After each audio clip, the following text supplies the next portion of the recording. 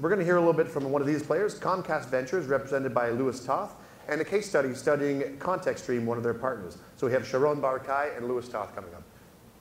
Gentlemen.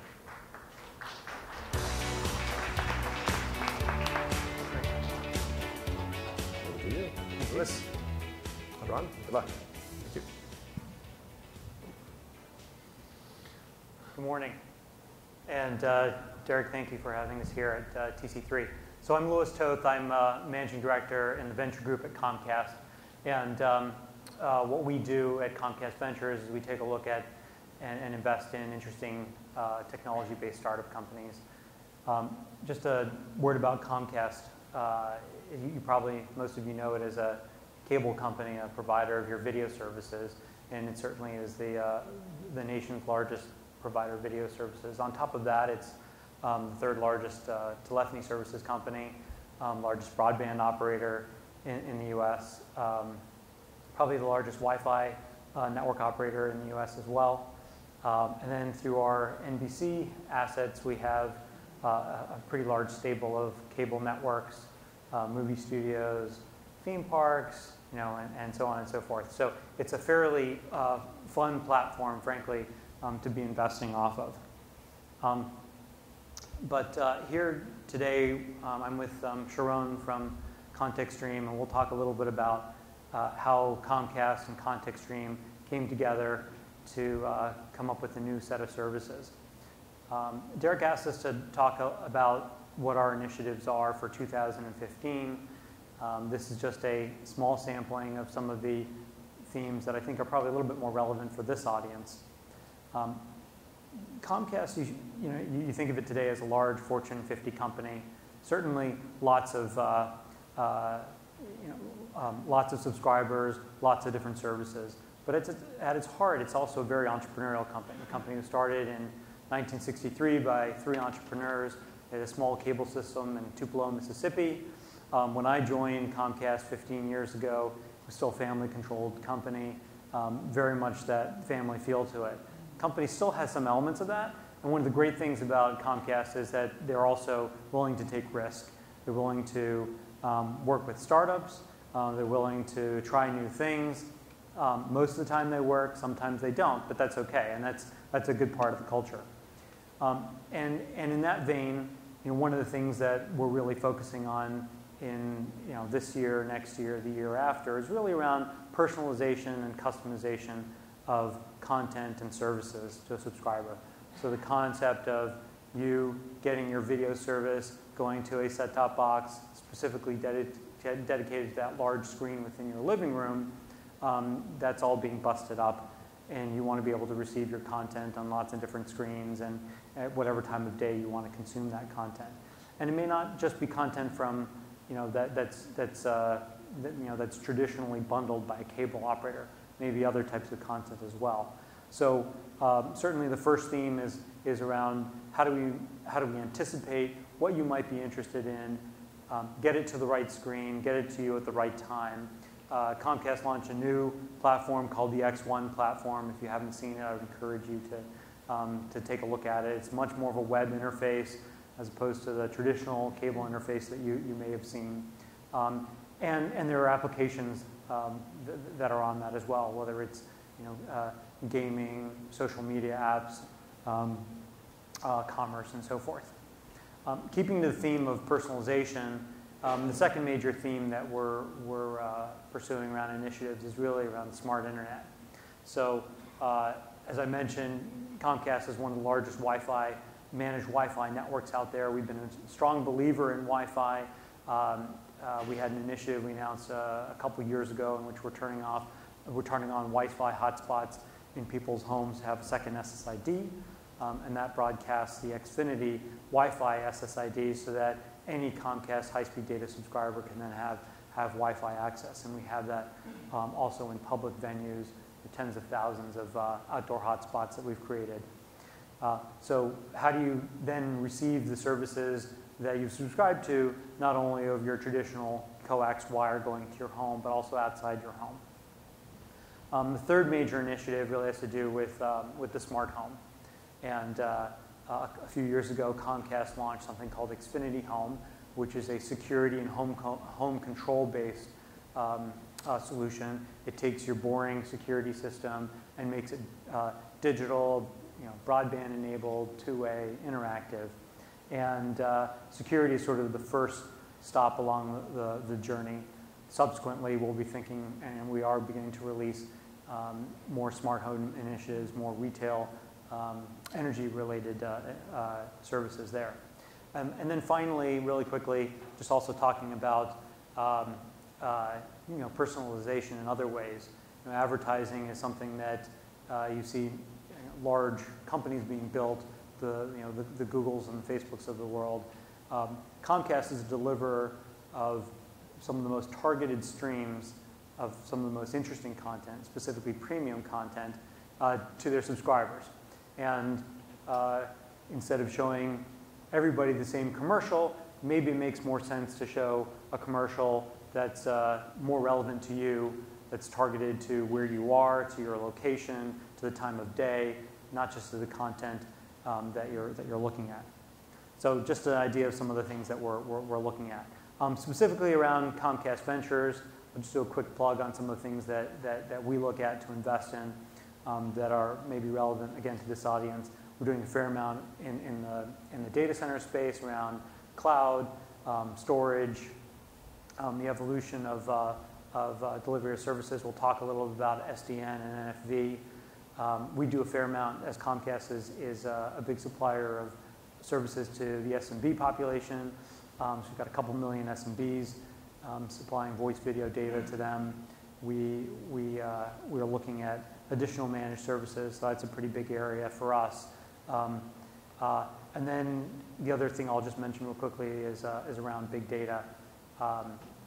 Comcast, through interactions with its subscribers, generates a huge amount of data in terms of what types of things people are looking at, what they're watching, who they're calling, and so forth.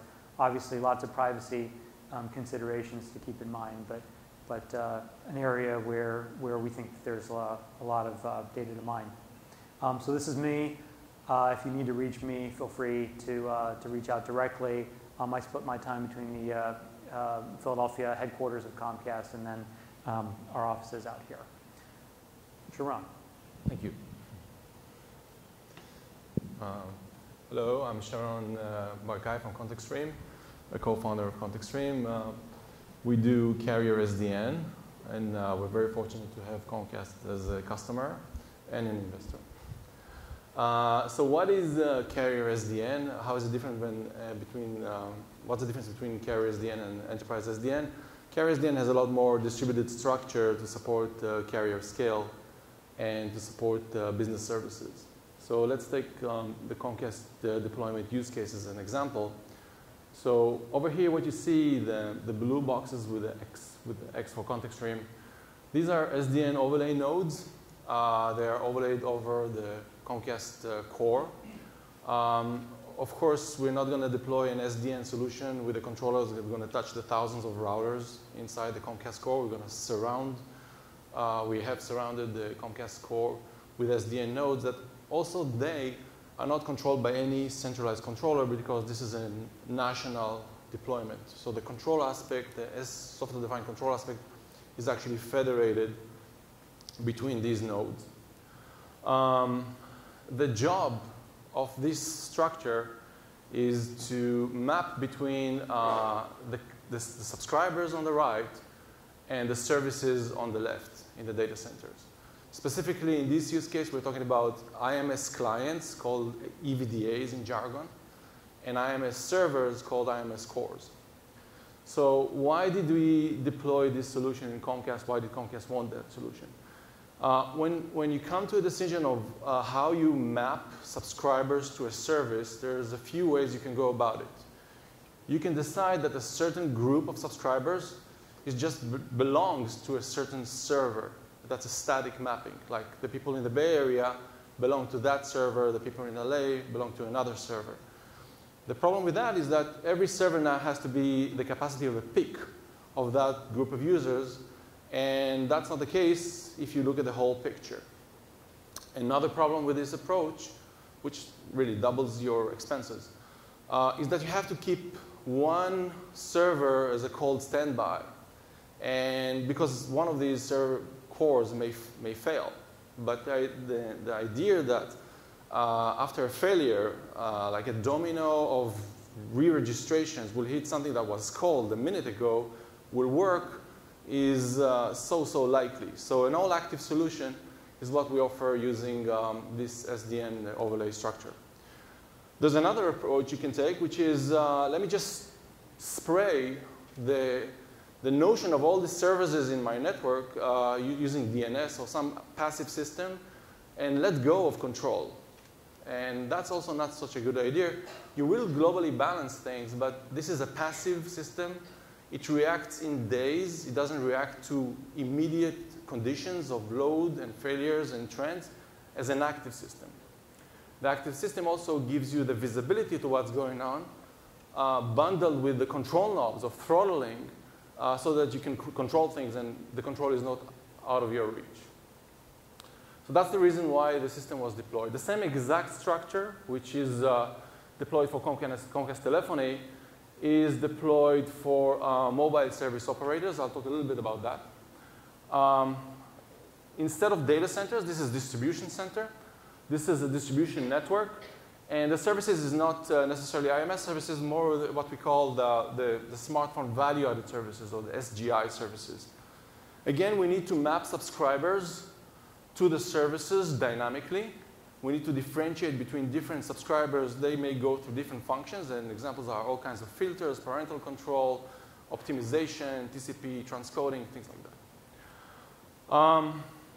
And that solution has been deployed in one of the largest mobile carriers in the US. Together with Comcast, the US large mobile provider, and Telenor assets, we have about 100 million subscribers in production under this distributed structure. A few words about virtualization. So this has been deployed before the SDN NAV craze. We called it SDG, not SDN, but same thing. But it is ready for the virtualization trend, because if you think of these servers as now being virtualized, the other two options, the static mapping or the spray and pray, are not even possible, because you're talking about thousands of VMs that need to be mapped to subscribers. And so we have an environment which is ready for virtualization. Any kind of virtualization, if you want to use any kind of hypervisors, or if you want to use containers, because this is an in-network overlay. I guess I have a couple more minutes to describe where this is going. So we have contributed this distributed structure for SDN into Open Daylight. So today, if you want to install the Open Daylight Carrier Edition, you will have the opportunity to federate SDN and overlay it on any network, and it does work in production, as we've discussed. We'll be happy to work with you as a partner for deploying Open Daylight-based solutions in order to use Carrier SDN in order to map a subscriber to services. One last thing I may mention here is the Carrier SDN or virtualized network here deploys a few types of indirections, logical indirections. One, that any resource can show up anywhere. Another one is that you can match subscribers to services based on operation decisions, not based on code. And the last is that you can take any function and scale it out without the need for the clients to know about it.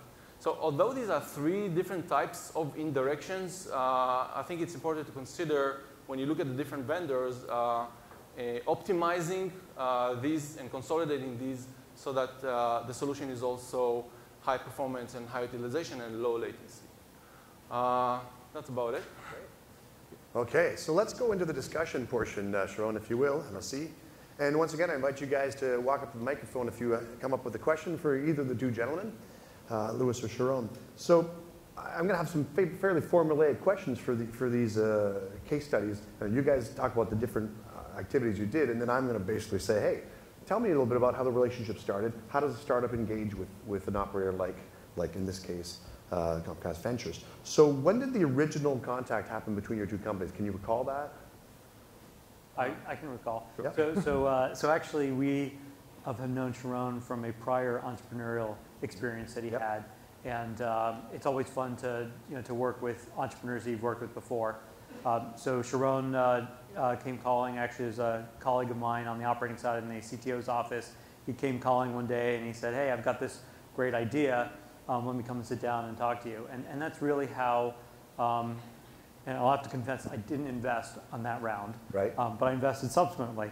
But what was great was that Sharon started to spur some thinking within the organization. Right. And frankly, that's the best way for a startup to get engaged with a large company, which is bring a new idea, help start a new project, Right. and then as that project gains legs, then as that startup, you're sort of the subject matter expert. Right, you kind of have you're the genesis. You wrote the RFP in a certain way, the mental RFP at least. You mentioned that you'd engaged in a previous startup. So, from a curiosity's sake, which was that one? That's been a control plane, and that was acquired by Cisco. It abstracted the service. Yeah. That's when we discovered that there's so much you can do as a centralized controller without really changing some of the essence of the network. But it does bring up the value of an established Yeah. relationship. And if you have a successful exit, obviously next time around it'll be a little bit easier to get people to listen to you. You mentioned, Louis, a bit about the biz dev process. You missed the first round, you sat it out, and then you re-engaged at a later point in time. How did the process go for re-engaging with Comcast on the second iteration? So when we first came to Louis, we said, hey, we have this great idea, magic. You take any IP network, Yep. you put a software-defined mesh on top, and it becomes a completely different network. Yeah. Any address can move, everything is self-balanced, and we said, okay, go to our core guys. And they say, you know what, we have IPv6, we don't need this abstraction, we Yeah. are putting 100 gig links, we don't need to manage traffic, and so on. And of course, as we go to cloud and we engage more with IPv6, we see that we do need these things. The fact that you have a bigger address doesn't solve all problems. But this is now. Yep. At the time, it wasn't known. So we had an opportunity the second time around because Comcast was catching up to, you said cable operator. Yep. But they were catching up to triple play. Right. And they had to not only catch up to telcos, they had to surpass telcos. They had to do telephony even better than telcos and really quickly, and that was the opportunity. Right. So you jumped on that one and got at the right timing as well. Yeah. So I notice you're live with it says over 4 million subscribers on the slide. For Comcast. For Comcast. So now, focusing on that for 4 million, is that something that you start with Comcast and you start growing it? You said it was an overlay. So you Yes. start overlaying more and more and maybe transitioning people. I guess, Louis, is that something you see in the future? Yeah, so we're actually in the partway through a deployment right now, which Yeah. is why it's 4 million. And so I think by the end of the year, hopefully it's double that number. Yep. So it really reflects the voice footprint that Comcast has today. So it's reflecting your voice. It's following your strength in voice and voice services. Right, Okay. right. And I think that this is sort of the first step. So voice is an important service. But I think what Sharon had described, which is you take this overlay and you can unlock resources that are sort of trapped in a sort of a very direct mapping schema between subscriber and resource. Yeah. And if I can then take that same concept and apply it to other services around Comcast, which is what we're starting to do, that then becomes really, really exciting. That was also our target, a proof point to prove to Comcast. Right. This can be done, but then move to aggregate their Wi-Fi services and also their VPN overlays. VPNs today don't support virtualization. You cannot move addresses around, and this thing can happen. And so, Sharon, you guys said you had an LTE carrier in the tier 1 in the US Yes. as well. Yes. How many other customers are you engaged with currently? So what we've announced is the terminal assets, and these are also very large Multinational, carriers. yeah. The difference between the Turner and the large US is the ratio of smartphones, and therefore the smartphones need this chaining of all these Yeah. processing in network, and so does Comcast. When things start to move, you want to do these things in network and not in the customer premise. Yep. So US is ahead, but you can definitely see the graph of new orders of more capacity in even developing countries because smartphones are taking hold over there also. All right. I'm going to ask maybe one or two more questions, so it's the last chance on the microphones. Louis, I have I'm seeing so much energy around SDN here and everywhere these days, and a lot of vendors wanting to capitalize and make deals in the SDN space the way ConteXtream has with you.